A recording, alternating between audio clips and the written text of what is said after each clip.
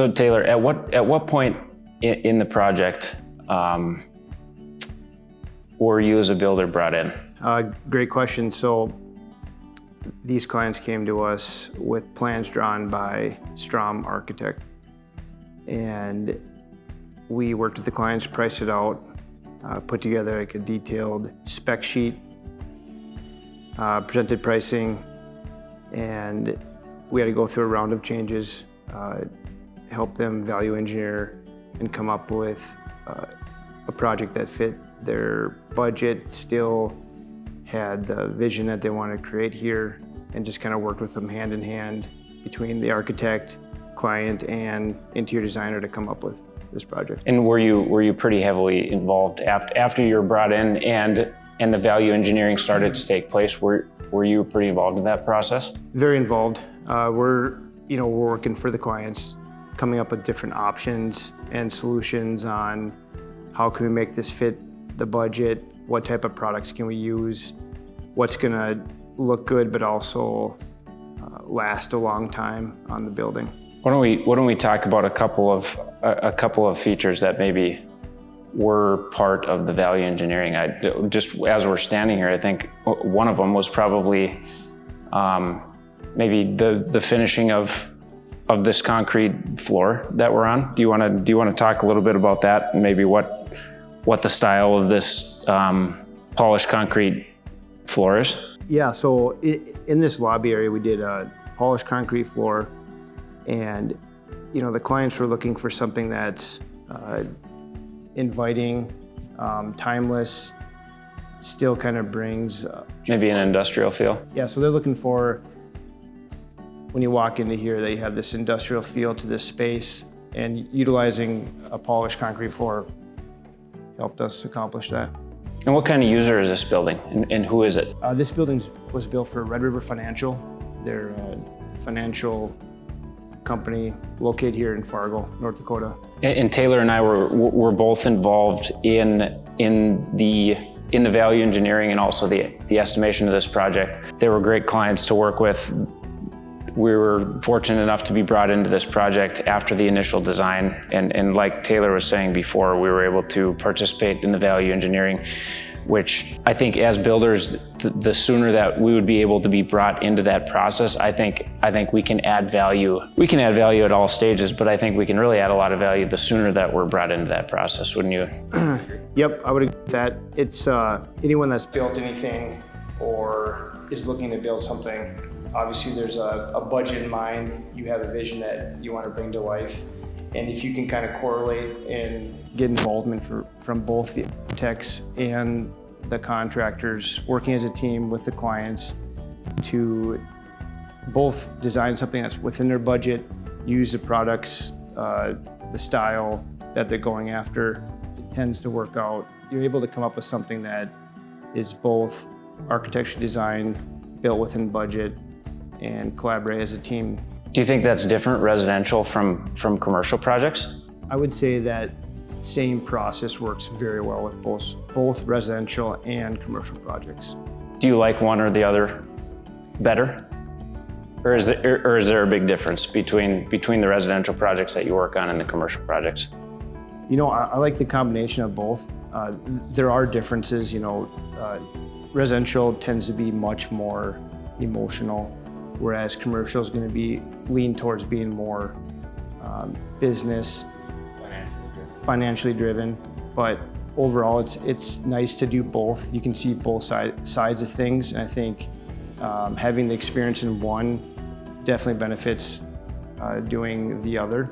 And especially when you get into residential and you do higher end homes or more complex homes, you're dealing with a lot of unique things for that project. And that same thing applies for both commercial and residential. And I think what's really cool too is whether it's a commercial user or an eventual homeowner, I think what's unique is from a commercial standpoint, they're trying to build a brand, and we really like helping our commercial clients build that brand into their actual construction to maybe to show the way that they do business as part of the design, which is really, really cool and a unique thing that we do. I also think from a residential standpoint, it's similar, but you're not trying to promote your brand. You're trying to, we're trying to capture the vision that either client, both commercial or residential, want to incorporate into their project. And I think that we do a good job of doing that, especially with our use of architects and interior designers to really help bring that vision to life. Yeah, for sure. I mean, especially like if you look at it, when you're building your own house, you're creating the vision that you want to see when you're coming into this place. And when it goes to commercial, you're still trying to create a vision. Now it might be for your client's perspective or what people think you are, how you operate, and you want to show them like who you are. So either way, you're working as a team to try to create this feeling, the feeling you get when you walk into that space. What company do we use for to provide our clients with financial transparency, and what types of things on a monthly basis are we providing our clients so that they always know where they're at from a budget standpoint? Yep, so financial transparency is very important to us. We use a software called Resio. It's a project management software, super user-friendly. It has great access for the clients to stay up to speed with the cost of the project throughout construction. And the projected costs, so that they always know where they're at throughout all of construction. And then also, all their selections and approvals are made through the Resio software. So anytime that they make any selection, they're aware of the financial implications that are being made because of that choice. Yep, and to kind of continue with that too, I think it's important for us to have the clients have a good building experience. And you hear oftentimes people built this project, it goes way over budget, they had no idea what it was going to cost until the very end. And it's very important to us to just make sure that they know where they're at, making how that's going to impact their current budget, their projected budget, and just let them know that like we're there looking out for that and want them to know like where we're sitting at all times. Yeah, I mean, I think we take that responsibility of our clients very seriously, and we want to make sure that nobody ever does get to the end of a project and their financial commitments to that project are something that they're completely aware of all through construction. So we're here today at Red River Financial's new office build that's just been recently finished. And can you talk a little bit more about how the process started when we were brought into this project, and just how everything transpired up until the point of when construction started? Yep, so anytime we're doing a project, a client will come to us. Sometimes they'll come to us without a plan, and we'll help them with the plan process and the build process. We have clients that come to us with a plan, and then we're more involved on just the build process. In this particular case, the client came with plans drawn by Strom Architecture, a great local architect firm that we work with a lot. And do they do commercial and residential? Correct, they do commercial and residential. Okay. Yep. So we had this plan drawn by an architect. We worked with the clients on the specs, the vision they're looking for. We priced it out. After pricing it out, we had to find a couple areas to cut back in, do some value engineering. Yep. So we worked with both the architect firm, the clients, and worked through different ideas, different things that we could scale back, still keep the overall concept, the overall like design, like what they want this to feel like when our clients walk in. So we helped come up with like the different things we could do to this project to make it happen and still make it feel like it's the building that they're looking for. So one area that we feel like we can add a lot of value to our clients is being brought into a project earlier, especially in the initial design phase. Do you want to chat a little bit about that? So, I mean, at what point should we as builders be involved in that initial design process? Should we be involved at the beginning of that process or be brought in later? What we like to tell clients, the sooner you can bring us or have us involved in a project, the better. The sooner that we can meet with the clients, understand truly what they're after, what they're trying to create, what budget they're working within. If we can be involved in those initial stages, it allows us to help give some direction, some parameters onto, how we should start creating this project.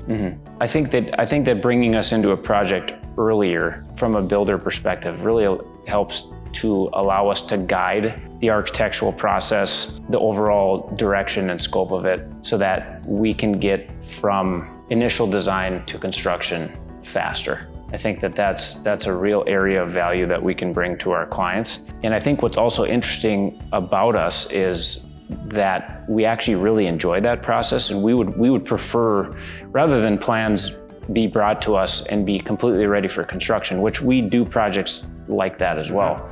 But I think that we as a team, we really enjoy being a part of that process, because we do add a lot of value, not only in the true construction sense, but because we do build a lot of residential and commercial projects. I think that we have a lot of unique insight into the design of these buildings themselves.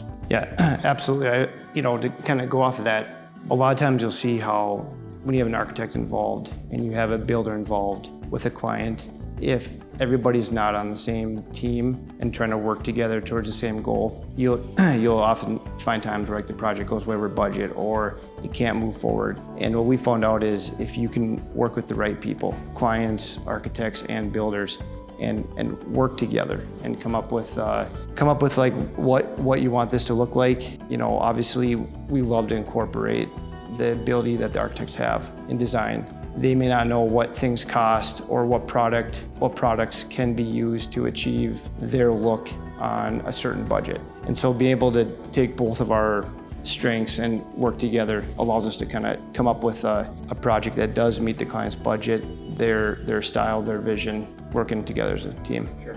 I mean, speaking of design, I think it's important to also talk about the other aspect of the design, which is the interior design. So how does that all get incorporated? Who typically brings the design element and the interior designer into the project? The interior designer can come in multiple ways. Sometimes the clients might have one. The way that we like to do it, we partner with local interior designers, and on this project we utilized Lindsay Grace Interiors. We like to bring them in once the project is priced out, specs are kind of put together, we have a good vision on what this building is going to look like. But we bring in the interior designers to really help us narrow down and focus on each individual element or selection that needs to be made on the project. And they just kind of take a deeper dive on, if you're picking out your paint color, you're picking out your flooring, your furniture, your blinds, your trim, there's a lot of different selections. And so working with an interior designer that can take all of those items and have that vision on how is this stuff going to look good when it's all put together. Yeah.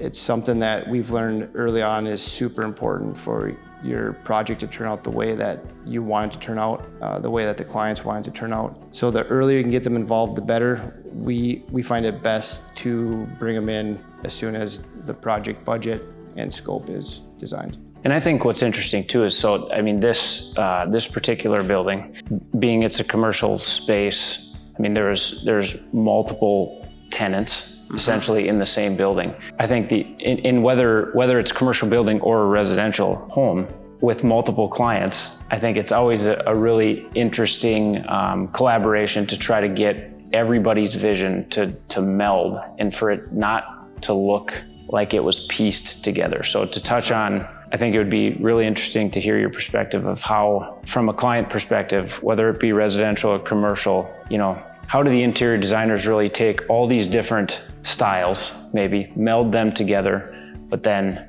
to walk into a space and for it to feel cohesive? Yeah, I think it starts with, when we bring those interior designers in, they're going to create a vision board. They're going to work with us and the clients and kind of put down on paper what this space, what we want it to look like. That can be done by getting reference images, getting different details or elements of the project that are super important for that client. Put it all down on paper, work with that and the budget and the scope, and then they're able to come up with different options that fall within the budget, and also match what type of scope or what type of finish that the client's looking for.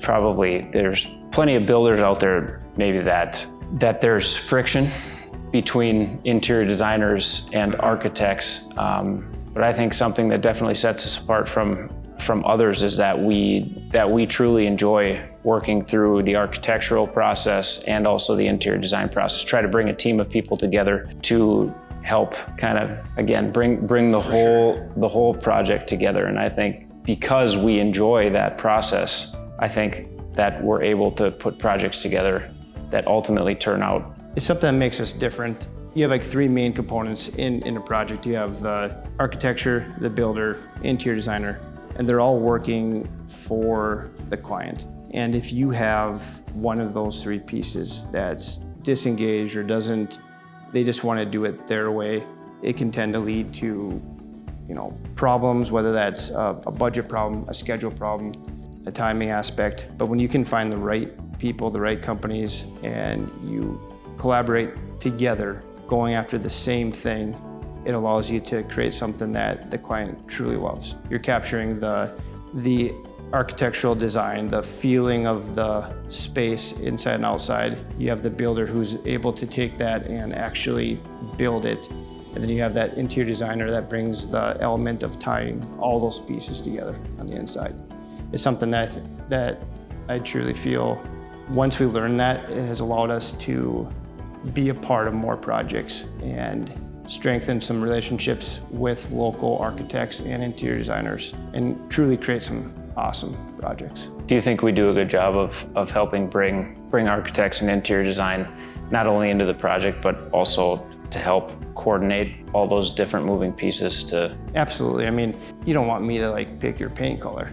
So we know who's good at what, who has a better vision in what areas, and working together allows you to offer insight in areas that you know about, but also lean on and collaborate in areas that someone else might have a better gauge or a better handle on how that should look or how that should go together. But doing it as a team is a great way to have the best result at the end. I mean, just because we're talking about design, I think we should just walk through this really unique lobby space at Red River Financial. We should just talk about a couple of the features. Do you want to tell us a little bit more about this concrete polished floor? Yep, so in the lobby here, when you walk in this building, you're gonna see a polished concrete floor. And in this case, we were kind of going for an industrial clean feel, and using a polished concrete floor allowed us to bring in a lot of different elements, tie them all together. Also it's easy to clean and lasts a long time. What is this? Is this just called, what is the finish on this floor called? Yep, so this is not stained or anything. They'll come in here and do a super light polish to this, and they'll call this like a salt and pepper finish. Okay, and then it's sealed afterwards, correct? Correct, it's sealed, and concrete's concrete, so you're gonna get some variation. You're gonna have some spots that the concrete might stick up a little higher or lower, but they come in and polish it out. But you truly get kind of like a one-of-a-kind, a true feeling of what that floor looks like. That's kind of what makes it so beautiful too, is just the fact that it's not all exactly the same. Because concrete by its nature is not perfect. You definitely get some different, you get some spots that have less texture, certain spots that have more, but I think that really aids in. Absolutely, yeah. It gives you that true natural feel. It's one of a kind. It's not like you're going and picking something and everything's gonna be perfectly the same. Yep. But overall, it's gonna blend very well together. But yeah, you truly get something that's unique just for your project. I noticed how cool this tile is on the back wall of the main lobby in this space. Do you want to talk a little bit about that and the design of it? And I also noticed it's really symmetrical. Yeah, so in here, we were looking for something that's bold, ties into some of the other wood details that we have throughout the space, but we did not want to go with wood. So we worked with our interior designers. Again, this is off of reference images and just kind of the vision they want the space to turn into. And we found this tile. This is actually out of Italy. Another cool thing about it is it comes in 2x2 tiles, bigger tiles. We didn't want to go with something that was too small. We want this to kind of almost be in your face, the thing that you see as soon as you walk into here. Yep. So each tile has obviously a pattern on it. We utilize our our tile guys to lay these out in a way that all of the angles will meet up when they're tied together. Obviously, we had to do some more work inside these cabinets to follow that same feature all the way through, but it turned out to be a super cool detail that, there's a lot of texture to this. There's a lot of angles to this. There's a lot of colors to this, so it ties in with a lot of different types of wood or other finishes throughout the space. But overall, it gives you that bold design look as you walk in. And what's really cool is that on the outside of this building, there's a lot of black features on the exterior of this building as well. And you did a really cool soffit around the perimeter of this cabinetry, but then also tied in the wood grain, which is also on the outside of the building as well. I think that's a really unique way to bring the outside into this project. Yeah, absolutely. So what we did here, we have a soffit detail that wraps around this whole cabinetry, goes over our fireplace. And with a double vaulted space, we didn't want to bring everything all the way up the walls. So we found just a neutral spot that would allow us to put a soffit across. It gives a great spot for your cabinetry to die into, your fireplace around to die into. So overall, just ties in this space together. Yeah, it definitely helps to bring this 2-story space, which is very grand when you walk in, but it helps to bring certain elements of it down so it just doesn't feel so tall. Yep, and then one other detail that was really cool was the ceiling in here. And what we did here was we took one of the siding products that we're using on the outside. This is a metal siding from Vesta. The color is actually called Gilded Grain. And so it's all the same color tone. They come in slightly different variations. So when you put them all up there, they'll end up blending together. So we actually did that on the whole ceiling in this space. We should also just chat about this fireplace area. I can definitely tell the industrial feel with the brick and the concrete, natural wood elements of the tile, the natural wood on the ceiling. You want to talk about this fireplace a little bit. And then I also noticed the venting, which really was put in, there was a lot of thought that obviously went into that venting. So you just want to talk a little bit about that and how you incorporated the vent itself into the overall design. Yep, so with this fireplace around, just like you said, we're going after an industrial feel. So, we worked with our interior designers, the clients. It's kind of a group effort to come up with what we wanted this to look like. We got a vision for it. What we did around here was we used just thin brick around the fireplace around. Above that, we went with a millwork detail. We kept this black, ties into a bunch of other elements in this building. And then up at top here, you'll see that vent. And that's just an option you can do with your fireplace. It's a cozy kit, and what it's doing is you still have this gas fireplace. You're still gonna get the heat from a gas fireplace. All it's doing is redirecting that heat up, comes out the top. The benefits of that are that it's gonna give you much more flexibility in your overall fireplace design. So by having the vent up here, we eliminate a lot of the tolerances we have between how close a mantle can go to a fireplace, how close a TV can go to a fireplace. It allows you to do much more detail with what you're working with. It's taking the direct heat off the fireplace and it's redirecting it to above, correct? That's how it works? Yep, there's just another pipe back here that gets added on, and you're just taking the heat that the fireplace produces and redirecting it up. You'll still get some heat here, but this is gonna be something that you can actually touch. It's not gonna be super hot, especially if you have kids or something. You're not gonna have to worry about them accidentally touching the fireplace, but you're still gonna get that heat. It's still gonna come out the vent. That space is still gonna get the same heat. And I think what's really cool about using the cozy kit of this fireplace is that if you don't want all that heat to be directed into this room, you can actually dump it into a different area. That allows you to still get the look of the gas fireplace, but a lot of people's concern is just that the fireplace is gonna make this room too hot all the time. So that would allow you to still use the gas fireplace more often, and even during warmer periods of the year, but be able to dump that heat into a different room. Yeah, absolutely. There's times where you're dealing with a gas fireplace in a smaller space. And you turn that on, you love the look of it, you love how it operates, but you find that space gets hot real fast. So as you're saying, there's ways to not only direct this heat up, but dump it, whether it's outside or into a different space of the house. Your other option as a client, obviously, you could always do an electric fireplace, and they've come a long ways in the last couple of years, but many people still want the natural look of a gas fireplace. We're here inside the conference room at the Red River Financial Building in Fargo, and I just wanted to ask Taylor about a couple of the millwork details, specifically the one on the ceiling. Also, Love how you guys integrated all the black millwork, which ties into a lot of other features, both inside and out. And then if you could just touch on all the natural light that comes into this building and how you handled kind of mitigating that. And when you look up at the ceiling, you're going to see what we did was we took 4x sheets of maple, stained them, used our finish carpenter guys to line up their boards in the seams to make this ceiling look flawless. And it kind of gives you this coffered board and batten ceiling that's flush to the top, really cool detail, kind of highlights the ability you can have with different wood and stain and help tie that into other areas. There's different steps in all of it too, so that you were able to obviously plane different boards down so that you had really nice reveals on all the different ceiling seams. I noticed you did that. That's a cool detail as well. Yep, I mean, it's very important to have, I mean, you could build a project that's solid, but if you have, I always tell people, if you have bad drywall or bad millwork, the whole project looks bad, even if it was built right.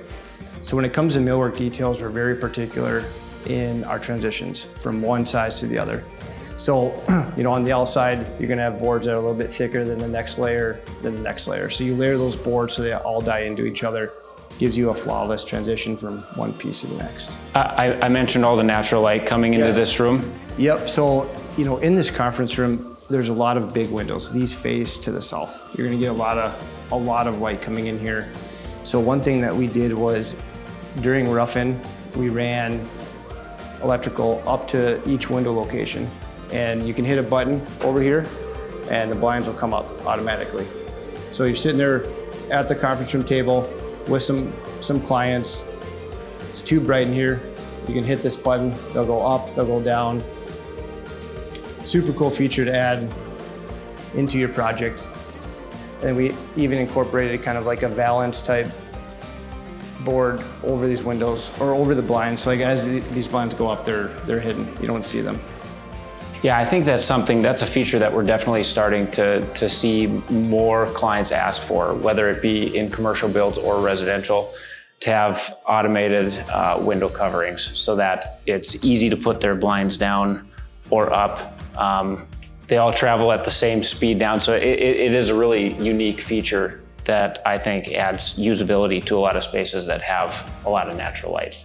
Especially when you're dealing with a lot of windows, big windows that are hard to reach. When you have that ability to hit a button and it takes care of bringing the blinds up or down, makes it super user-friendly. And there's a lot of different companies that provide this type of window covering.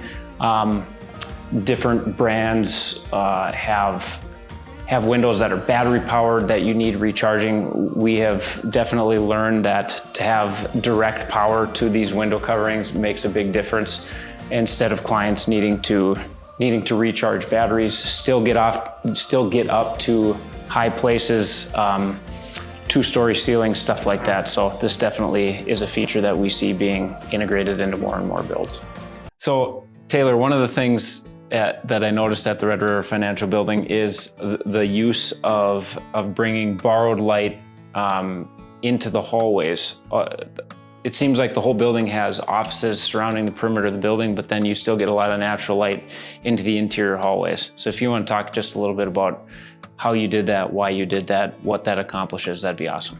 Yep, just like you said, you know, this building has a lot of offices. Most of them will have exterior windows, but we really wanted to give the room the privacy it needs, but also allow it to feel like it's part of the space. And we did that by putting these borrowed lights in. And this kind of also helps the space on both sides just feel larger than it is. And all this is a sheet of glass that we slide into place. We could customize this any size we want. What we're after here too was making sure that the trim lines up above the door, above the window, and being able to do a customized glass allows us a lot of options to truly like finish the millwork details out the way we want to.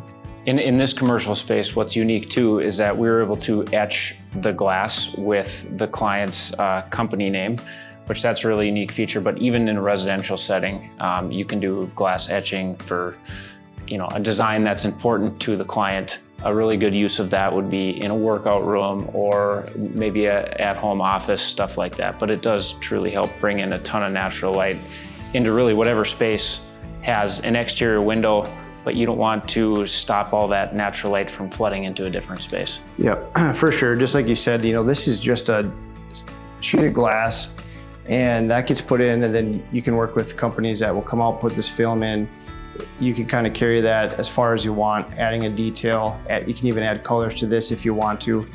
And kind of going off what you're saying too, we don't just use this like in this application. It's used in residential homes all the time. Great option for like your workout room or for an in-home office to be able to bring that space into the other space, make it feel bigger. Just a great way to finish out those spaces.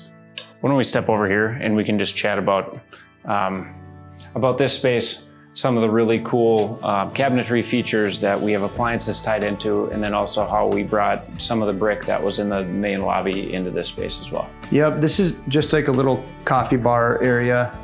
We utilize the same maple stain that you'll see on the doors and other areas of this building. We carried the brick backsplash on this wall, same brick that we utilized out in the lobby around the fireplace. In this cabinetry too, we did some cool appliances. We actually have an ice maker, fridge, and this is actually a drawer dishwasher. So this is a great way to take some of those appliances you might need in your coffee bar area and incorporate them into your cabinetry. A really good way to incorporate the overall cabinetry design, but then also hide your appliances, is to do panel-ready appliances. So the ice maker and the drawer dishwasher both have, obviously they're covered in cabinetry, but it's a nice way to still get those features somewhere, but not make them the prime focus of that area. And you'll see that used too in kitchens and other areas of cabinetry. You can customize your appliance package and actually order appliances that are designed for adding a cabinetry door to it. Something that we utilize in, at this point, probably almost every project, or pretty close every project has some sort of panel-ready appliance incorporated.